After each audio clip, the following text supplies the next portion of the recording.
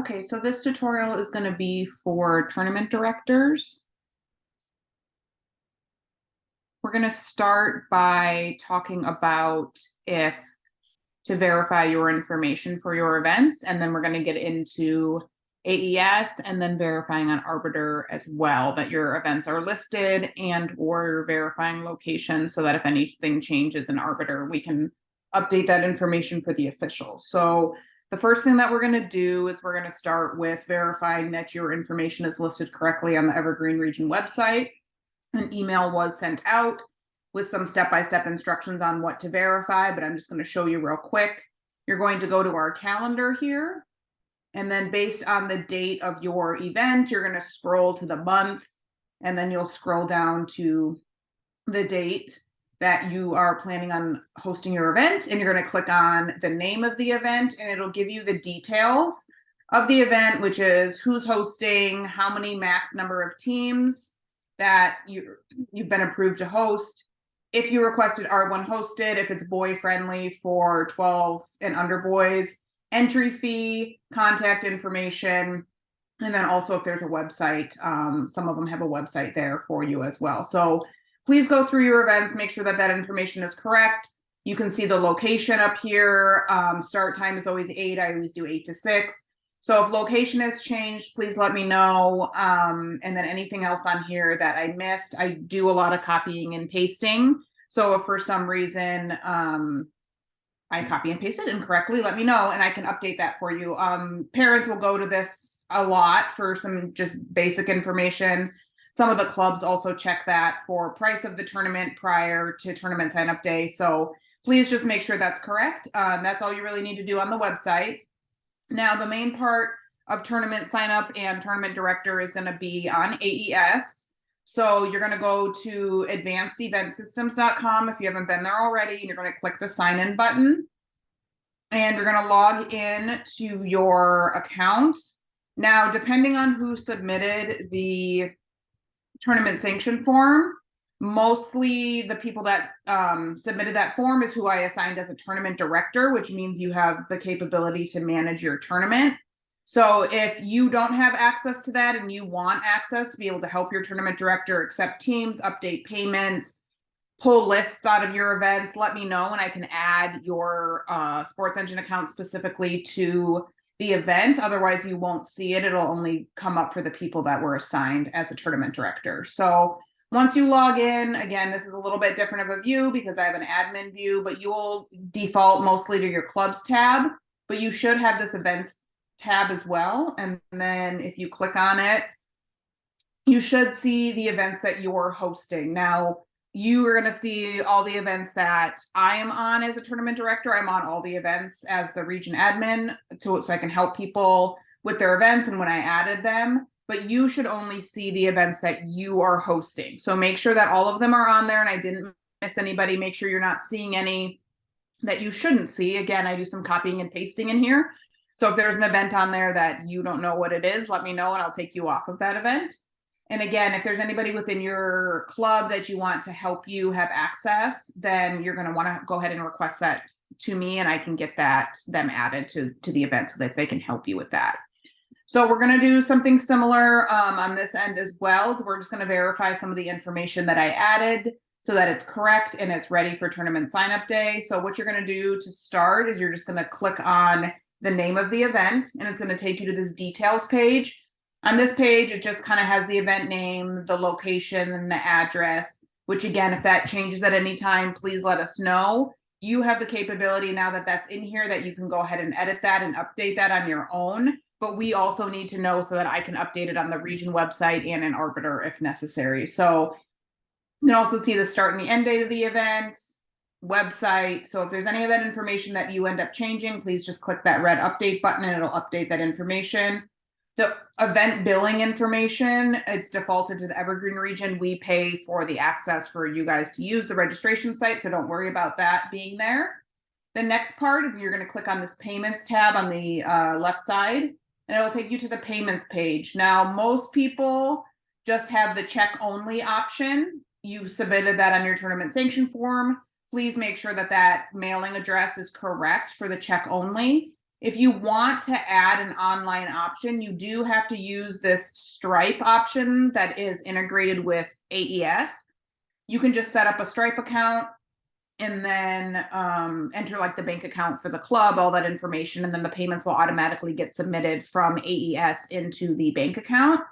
So on a event that's not currently have online setup, you're going to click the Stripe option, and it's going to say which Stripe account do you want to associate with it. Let me see if I can get to an event that doesn't have that set up so you can kind of see what I'm talking about here.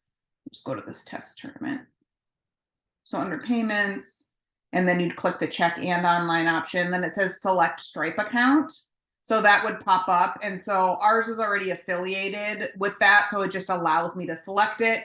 If you don't have one yet, nothing would show up. And then you would go to the create new Stripe account. And then you would walk through their prompts to set up a Stripe account. If you have an existing Stripe account already for the club, you would still walk through the prompts, but then at some point you will log into an existing account and it will affiliate to that same one. We do that with other software systems. So we just have one Stripe account for all the different things, but walk through the prompts and set up that Stripe account if you're interested in doing that. If not, you can just leave it as the check only option. If you do end up doing an online payment, I would suggest the convenience fee.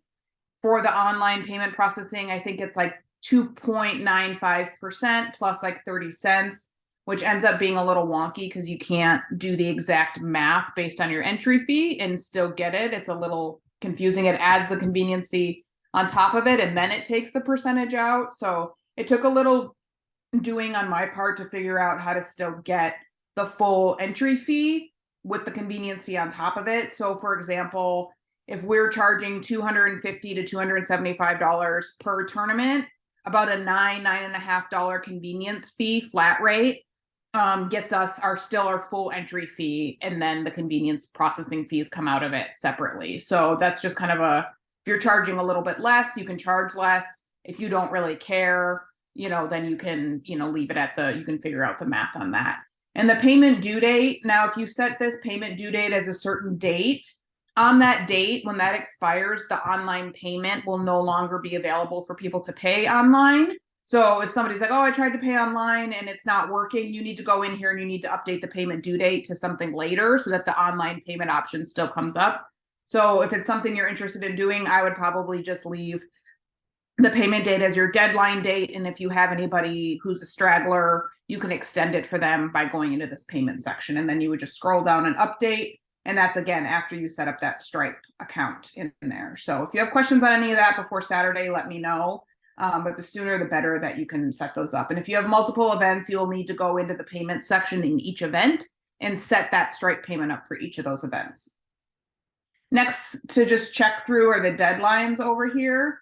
Start date, end date of the event. Now, this is very important. The registration open date and time is going to be automatically set for you based on the age division of your team. And remember, the registration open date and time is in Eastern time. Okay, you can see that right there. So when you go into your event to verify this information, it will not show the correct quote unquote time for our time zone, for the Pacific time zone. It's going to be Eastern. So U12 will open it'll be set for 11 a.m. Eastern Standard Time for it to quote unquote open automatically, because that's 8 a.m. our time. Then 12 p.m. Eastern Time for U14s, so it's 9 a.m. and so on to the 18s. So please don't change that to Pacific time, because it's going to open at like 5 in the morning and people are going to maybe register. I'm going to have to kick them out. I'm going to close your event and then we're going to wait for the correct time. So I will also send out an email reminder, but just please make sure that you leave this in Eastern Standard Time. And then the registration close date and all this other stuff that's in here, I just usually set it to about a week, 2 weeks before the start of your event so that people can still register if you have open spots. If you are full and you want to close it down, you can come in here and again, put that date and time of the current day and change all this other information, and then it'll close your event. And so it will no longer take registrations. Okay. And then lastly, this registration tab, there's a couple features on here which you can add if you want. The team visibility, if you want to show who's accepted into your event, some people like to see that. You can change that to accepted. And then the other one that is defaulted, I do have this on, but any of these auto notifications, I have this first one on for everybody. Everything else is off. You're more than welcome to turn them on, but I'm going to explain what each of them do. So this first one, the notified tournament director of team registration, that means every time a team registers for your event, you're going to get an email notification to the email on file for the tournament. So on tournament sign up day, that means every single person that registers for your event, especially if you're hosting multiple events, you're going to get an auto notification from AES.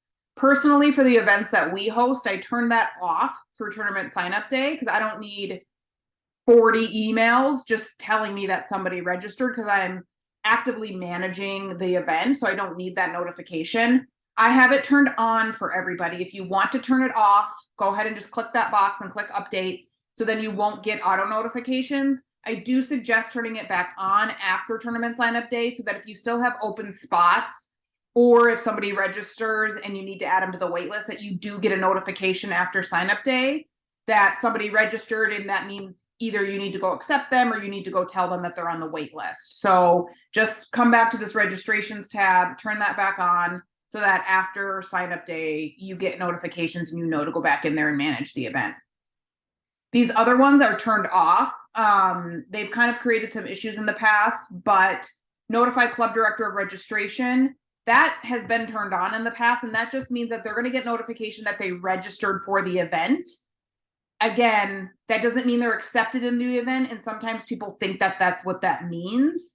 The other one is to notify club director of changes, which you can turn on. So that just means if you move them from pending, AKA registered, to accepted or waitlisted or dropped, that they'll get an auto notification from AES. Now, the only reason I don't suggest that is because if you went through, you accepted somebody, but then, oh my gosh, I looked at the reg date and I didn't sort it and I accepted somebody I shouldn't have, they already got an auto notification that they were accepted. And then now you're going to go back in there and change them to waitlisted. And they're going to want to know why. And you can explain it to them like, oh, I didn't sort by the reg date, but it just creates a little bit of a kerfluffle. So my suggestion would just be to leave those off. And then you can either use the messaging feature from AES here, or like once you've double checked, triple checked that everything's correct, or then send emails through your own club email address. So if you want to turn that on and roll the dice, you're more than welcome to, but my suggestion would just be to leave those off so we don't have any issues. And then anything else in here that's travel and hotels, we don't really do that for our events. And then policies, again, if you have specific policies, it'll come through that you can set up. It'll come through on the confirmation page, confirmation email. But again, that's totally up to you. If you want to add any of that information in there, you can, and then click update. The next thing that you're going to want to verify is the divisions. This is where I set the max number of teams and the entry fee. So you'll just click on the division, and then you'll just verify the max number of teams. And again, the max number of teams in AES is going to be larger than what you were approved for so that you can accept a wait list, okay? So if you were approved for 16 teams, I might have 24 to 32 teams in there for your max team so that you can accept a wait list. Otherwise, it'll just shut it down at 16 and you won't have a wait list, okay? So the max number of teams is not exactly what you need to accept. It's going to be higher than that. So you need to know how many you were approved for and only accept those amounts. And then the event entry fee will be in here as well. This is the test tournament, so that's set at 0. Make sure that that's correct, or if it changes, you can go ahead and change that before sign up day. And then lastly, you're going to go into your teams tab here. So that's all the information that you're going to need to verify. Now, if you want to add your own teams into your event and accept them prior to tournament sign up day, this is how you're going to do that. You're going to go into your teams section over here, and you're going to click this green add teams button. Okay, and then you're going to go ahead and search your club name. Now, the thing is make sure, I'm using our site out, for example, just to show you, because there's multiple site outs throughout the country. You're going to want to make sure that you're selecting your correct club. Obviously, if you're the club director, you should know which club is yours, but just make sure that you're selecting the one if multiple come up. And then from this point on, it's going to look like how you normally would register for tournaments on sign up day. So you're going to select your division and you'll select 14 girls or 16 girls, whatever your event is. And then you'll continue to move through that until they're entered into your event. Okay. I'm going to jump back over here to the Frost Fest scrimmages because I do have some pending teams in there so that we can walk through accepting teams. Now, if you're on this front page and you want to just quick jump to something, this little person's icon, you can see if you hover over it, that's going to be how you get to your teams. So after tournament sign up day, if you're not in that detail section where that menu's on the side, you just jump into this screen, you can click on the little person icon and it'll take you directly to your teams page where you have people registered. So you can see on this page, after I added my own teams into the event, you're going to want to go in and accept them prior to tournament sign up day so that they already are kind of banked into your tournament, and then you'll kind of go below them to accept any other teams on Saturday according to the registration date and time. So once you pop in here, you can already see that the teams are just listed in alphabetical order. Okay, so I have 208 being first and then CPA all the way through. It's really important that you make sure that they're actually sorted by registration date, okay, on tournament sign up day, which is clicking on this reg date, okay, and then you want to make sure that it jumps to earliest to latest, okay, so don't just click that and assume that it did it correctly. Please look at the date and the time and verify that it did in fact sort it from earliest to latest, because if you keep clicking on it, then it goes latest to earliest, and then it jumps back to alphabetical, and then it jumps back to earliest to latest. You're going to want to double check the system that it did it the way you wanted it to, okay? So how to accept teams, whether it's your own before sign up day or on sign up day. As you can see, these first two are already accepted. And then let's say I can take 1, 2, 3, 4. I'm going to take 4 more teams, okay? So we're going to just click them over here. The nice thing about this feature is you can kind of bulk accept them. So if you are a 12-team tournament, you enter 2 of your teams, you're going to click by reg date. After you sort that, you're going to click the next 10, and then you can just go accept all the 10, and then you can go down further and waitlist the rest, okay? Then you're going to click this edit multiple option, and then accepted type, and you're going to select accepted. And then you're going to go ahead and click update, and then you can see that it switched them to accepted. Now let's say that I wanted to waitlist this team. You'll do the same thing, select all the ones you want to waitlist, edit multiple, and I'm going to waitlist them, and then click the update button as well, okay? Now please do this as quickly as you can on tournament sign up day. So that they will go in and check their status, but they've been directed to wait for you guys to email them directly. Please don't wait. Email people as soon as possible so that they have verification that they're in the event, okay? Because again, either they're going to move on, they're going to drop an event, they're going to register for another event if they didn't get into yours. So the sooner that you can do that, the better.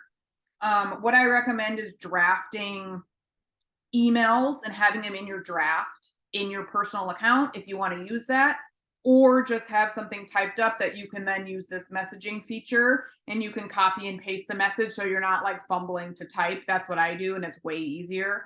I draft them and I keep them in my email drafts, and then I'll pull up, you know, let's say for example, one of the Power League alternates, I'll pull up Spike Storm, accepted. I'm going to copy and paste. I already have my email typed up like, hey, you've been accepted. I copy and paste the team list just so that they can see which team is accepted, the actual name of it. And then your payment's due on this date. If you have any questions or you need to change your status, let me know. And then I copy and paste their email addresses into my email, and then I send it. So I'm not fumbling actually typing. I have everything prepped ahead of time. I will show you real quick some of like the just quick draft emails. So again, accepted email. Thank you for registering for your tournament name, your team. And again, that's where I copy and paste the teams entered, not each single team, but I'll just like, these are the 16 teams that made it. Has been accepted. Please print off your entry form. Or again, I allow online payments or remit payment online within 10 days. I give them the due date. And then I usually also say, if for some reason you can't make the payment within that time, please contact me so I can make a note of that. Or we'll drop your team and move to the wait list. If I haven't gotten payments within that deadline, I usually email them a day or two ahead, like, hey, I still haven't gotten payment. You know, what's up? Is it in the mail? Or if I don't hear from you within 24 hours, I'm going to drop, you know, and I don't have payment, I'm going to drop your team and move to the wait list kind of thing. I do the same for the waitlisted emails. And then again, I kind of have a waitlist offer where if somebody drops and then I can offer my waitlisted team, I kind of give them a deadline. If you can give people deadlines and then follow up with them, it kind of just keeps them honest. And a lot of times people are like, oh my gosh, I forgot, or, you know, it's in the mail, you should get it, blah, blah, blah. And I'll make note of that, but you kind of got to stay on top of people. Otherwise, there's a lot of tournaments that are like, oh, I still don't have payment and it's the week of the event, you know, so it's just kind of don't let them get away with that, if you will. So if you have, if you want to use those, I'm going to send this out as well. And you can just copy and paste that information and either, like I said, save it in your drafts, or you can use the messaging feature. If you want to export a list of the teams that are accepted, waitlisted with the contact information so that you can just copy and paste the emails, you're going to be in your event. And then on this Teams tab, there's this export button at the bottom, and you're going to do a custom report and click export. And then you want to click this add report. And then what you're going to do is you're going to pick different things off of this panel over here to add. And so just to get like an email, and this is how you'll get your team list for seating as well, but this is just for emailing them right now if you want. So you're going to do, I do club name because sometimes in the team name, they don't always use their club. And then I'll scroll down and I'll select the club email so that I have their email contact. And then if you scroll down, I'm going to select event off of here. No, I think it's team actually. Sorry. And if you select team from up there and accepted status, so then it'll show you if they're accepted, if they're waitlisted, and then you can just kind of copy and paste from there. So then you're going to click export, and then it pops open in a CSV file for you.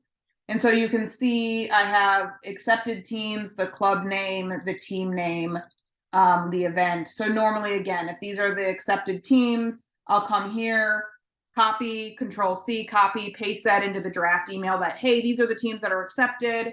And then I'll do the same thing, copy these emails into the, you know, the to file and say, hey, these teams are accepted, you know, blah, blah, blah, whatever the rest of the email says. And then I'll do the same thing for the waitlisted team. So it's an easy way to just copy and paste and dump emails, email addresses and team names into an email, so you're not fumbling through something else.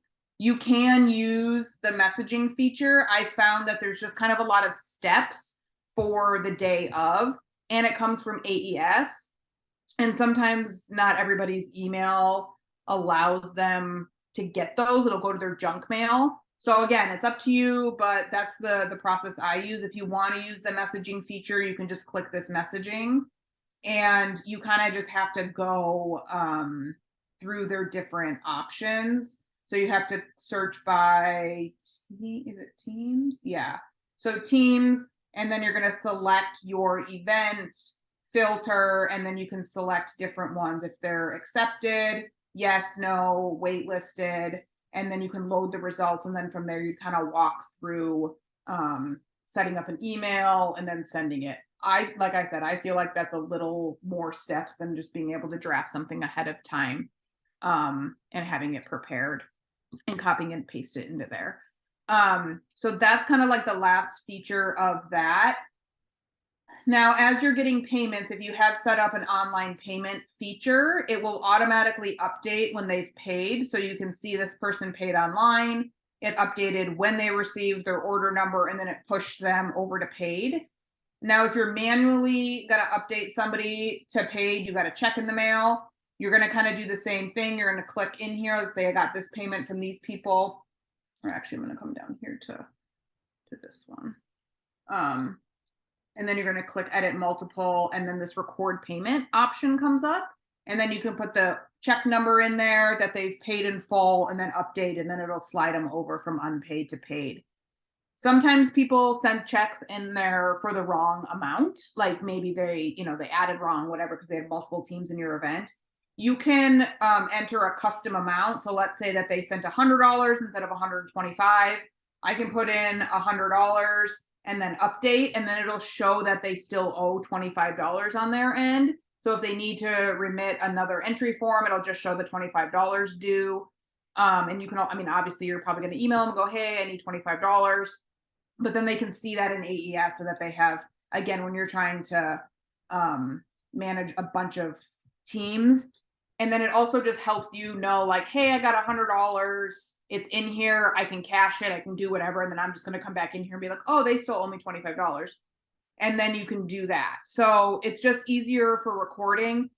However you cash your checks is fine if you just wait till you have them all and then cash them. But as you get them and as you update payments, you guys have to update them in AES. That's how that the clubs know that you got their check, because you don't want to be sending an email every time you got a check. Hey, I got your payment.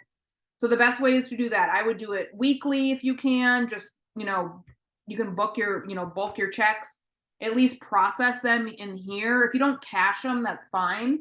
But at least update them in AES so people know that you have them. They're good to go. They can take that off their list of things to do, and they don't have to send you a follow-up email on that. Okay, so that's updating payments, and then that's how you'll create a report. There's a separate tutorial on seating and how to pull reports and do all that kind of stuff. Other than that, that's pretty much all you'll need for sign up day for AES. And then lastly, you're just going to jump into Arbiter here. I'm going to show you I'm logged into a different account. But when you're in your Arbiter account, this is where you're going to verify that, again, your payment information is correct and, your event information is correct, the location and all that. And then once officials are assigned, you'll be able to see your officials. You'll be able to print vouchers for them.